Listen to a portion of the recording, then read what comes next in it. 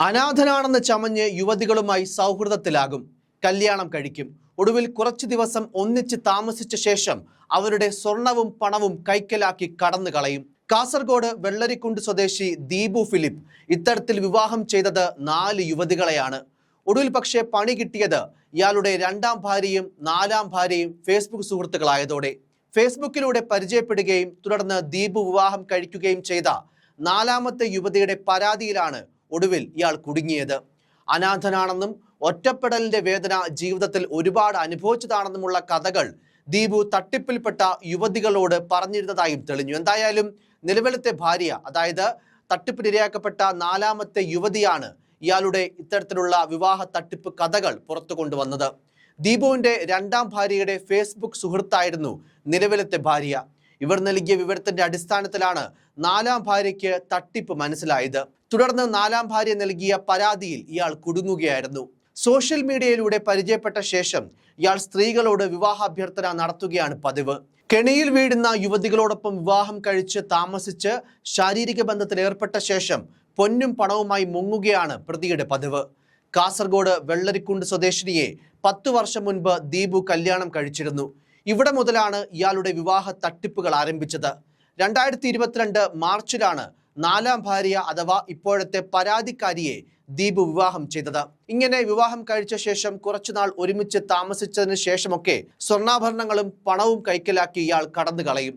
പല ബന്ധങ്ങളിലായി ദീപു ഫിലിപ്പിന് കുട്ടികളുമുണ്ട്. അടുത്ത ഇരയെ കിട്ടുമ്പോൾ നിലവിലുള്ളവരെ ഉപേക്ഷിക്കുന്നതാണ് പ്രതിയുടെ രീതി. ഇപ്പോൾ വിവാഹം കഴിച്ച് ഒപ്പം കഴിഞ്ഞു വന്ന യുവതിക്ക് ഇയാളിൽ സംശയം തോന്നിയതോടെയാണ് തട്ടിപ്പിന്റെ കഥകൾ ഓരോന്നായി പുറത്തായത്. ദീപുവിന്റെ 2ാം ഭാര്യ നിലവിലെ ഭാര്യയായ യുവതിയുടെ ഫേസ്ബുക്ക് സുഹൃത്താണ്. അവർ നൽകിയ വിവരമാണ് വിവാഹ തട്ടിപ്പ് വീരന്റെ കള്ളി വെളിച്ചത്താക്കാൻ സഹായിച്ചത്. ആദ്യ വിവാഹത്തിലെ യുവതിയെ ഉപേക്ഷിച്ച ശേഷം ഇയാൾ കാസർഗോഡുള്ള മറ്റൊരു യുവതിയുമായി തമിഴ്നാട്ടിലേക്ക് കടന്നിരുന്നു. അവിടെ കുറെ കാലം ഒരുമിച്ച് താമസിച്ച ശേഷം വീണ്ടും സ്ഥലം വിട്ടു. പിന്നീട് എറണാകുളത്തെത്തിയ ഇയാൾ അവിടെ ഒരു സ്ത്രീയുമായി അടുക്കുകയും കുറെ നാൾ അവരുമൊത്ത് കഴിയുകയും ചെയ്തു. തുടർന്നാണ് ഫേസ്ബുക്കിലൂടെ പരിചയപ്പെട്ട ആലപ്പുഴ സ്വദേശിനിയുമായി അടുപ്പം സ്ഥാപിച്ച് ഒപ്പം കൂടിയത്.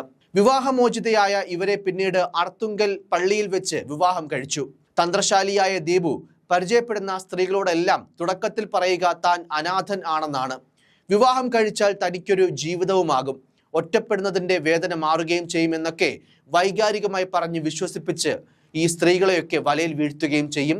തുടർന്ന് ഒരുമിച്ച് ജീവിക്കും. അടുത്ത ഇരയെ കിട്ടുമ്പോൾ അവിടുന്ന് മുങ്ങും. ഇത്തരത്തിലായിരുന്നു ഇയാളുടെ ഒരു പ്രവർത്തന രീതി.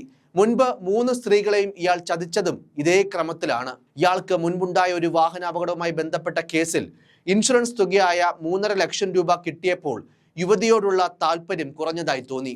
തുടർന്ന് ഇവരെ ഉപേക്ഷിച്ച് കടക്കാൻ ശ്രമിക്കുന്നു എന്ന നില വന്നപ്പോഴാണ് ഇപ്പോഴത്തെ ഭാര്യ കോന്നി പോലീസിനെ സമീപിച്ചത്. ശനിയാഴ്ച കോന്നി പോലീസിൽ കൊടുത്ത പരാതി പ്രകാരം കേസ് രജിസ്റ്റർ ചെയ്ത് പ്രാഥമിക നടപടികൾക്ക് ശേഷം പ്രതിയെ പത്തനംതിട്ട ഭാഗത്തു നിന്നും കസ്റ്റഡിയിലെടുക്കുകയായിരുന്നു. വൈദ്യപരിശോധനയ്ക്ക് ശേഷം തെളിവുകൾ ശേഖരിച്ച പോലീസ് ഇയാളുടെ കുറ്റസമ്മത മൊഴിയും രേഖപ്പെടുത്തി. പത്തനംതിട്ട JFM കോടതി 2ൽ പരാതിക്കാരിയായ യുവതിയുടെ മൊഴി രേഖപ്പെടുത്തി.